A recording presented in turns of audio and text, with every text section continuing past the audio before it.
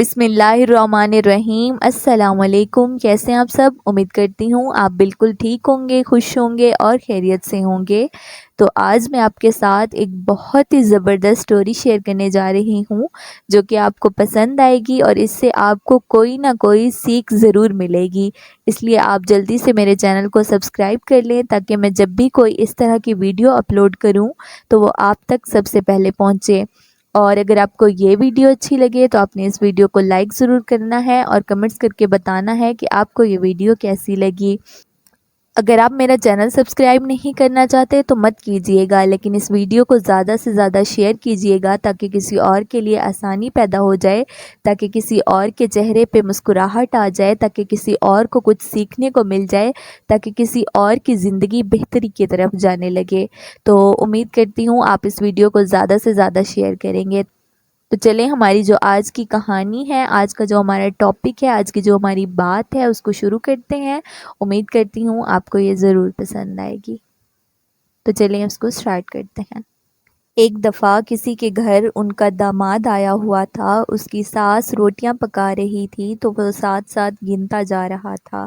جب ساس روٹیاں پکا چکی تو اس نے پوچھا، ماں جی کتنی روٹیاں ہوئیں؟ ساس نے کہا، پتر مجھے کیا پتا؟ تو اس نے کہا، اچھا 21 روٹیاں ہیں۔ جب ماں نے گنی تو 21 ہی تھی۔ ساس نے پوچھا، تمہیں کیسے پتا چلا؟ اس نے اپنی عزت بنانے کی خاطر کہا کہ مجھے تو غیب کا علم ہے۔ نعوذ باللہ۔ اس کی ساس نے لوگوں کو بتانا شروع کر دیا۔ اسی دن سردار کی گھوڑی گم ہو گئی۔ سردار کو کسی نے بتایا کہ ماسی بشیرہ کا داماد آیا ہے، اس کو غیب کا علم ہے، وہ بتا سکتا ہے کہ گھوڑی کدھر ہے۔ چنانچہ سردار پہنچا ماسی بشیرہ کے گھر اور اس کے داماد کو اپنا مسئلہ بیان کیا۔ اس نے کہا کہ سردار جی، کل آپ کو آپ کی گھوڑی مل جائے گی۔ وہ ساری رات گھوڑی ڈھونڈتا رہا، جنگل سے گھوڑی مل گئی۔ اس نے ایک درخت سے گھوڑی باندھی اور صبح جب سردار آیا تو اسے درخت کا پتہ بتا دیا۔ سردار کو شک ہوا، اس نے اس کا امتحان لینے کے لیے مٹھی میں ایک ٹڈا پکڑا اور چل پڑا ماسی کے گھر۔ اس جوائی کا عرف نام ٹڈا تھا۔ جب جٹ سردار پہنچا تو اس نے کہا کہ بتا تو میری مٹھی میں کیا ہے؟ اس نے اپنے لیے کہا کہ روٹیاں گن گن الیائی پائی، رات پن کے گھوڑی لبھائی، جان ٹڈے دی مٹھ وچ آئی، ہن کی کرے گی جندڑیے۔ سردار نے مٹھی کھول دی اور ٹڈا اڑ گیا۔ سردار جوائی صاحب کے قدموں میں گر پڑا۔ اب جو بادشاہ تھا اس کی رانی کا ہار گم ہو گیا۔ بادشاہ نے اعلان کیا، جو بھی ہار ڈھونڈ کر دے گا اسے منہ مانگا انعام دیا جائے گا۔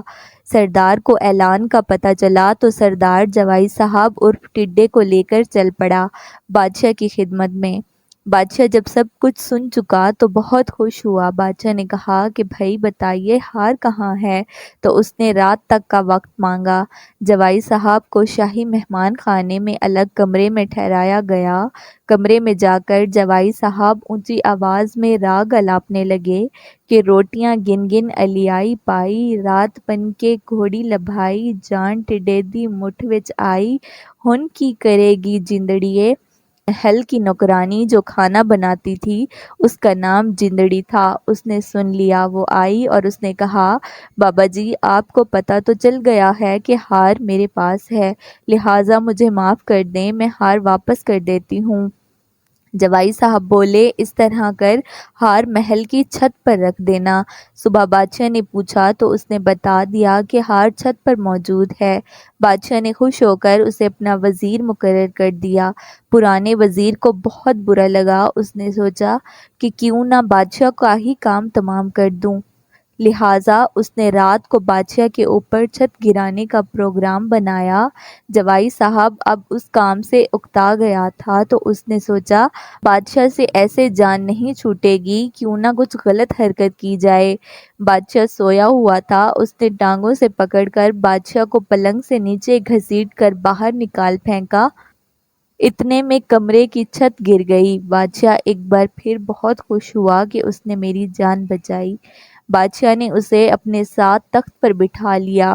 اب کوئی 2 دن بعد پرانے وزیر نے بادشاہ کے تاج میں سانپ رکھ دیا۔ بادشاہ کا تاج لایا گیا۔ اس نے تاج کو ہاتھ مارا اور تاج وہ جا گرا، اس میں سے سانپ باہر نکل آیا۔ اب تو بادشاہ کو پورا یقین ہو گیا کہ یہ شخص واقعی بہت پہنچی ہوئی ہستی ہے۔ بادشاہ نے اسے بادشاہ بنا دیا اور خود اس کے قدموں میں بیٹھ گیا۔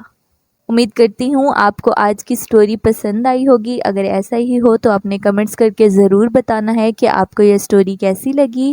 تو انشاءاللہ پھر ملیں گے ایک نئی سٹوری کے ساتھ، ایک نئی کہانی کے ساتھ، ایک نئی ٹاپک کے ساتھ، ایک نئی بات کے ساتھ، ایک نئی سوچ کے ساتھ، ایک نئے ولاگ کے ساتھ۔ تب تک آپ لوگوں نے اپنا بہت زیادہ خیال رکھنا ہے، مجھے اپنی دعاؤں میں یاد رکھنا ہے۔ فی امان اللہ، اللہ حافظ۔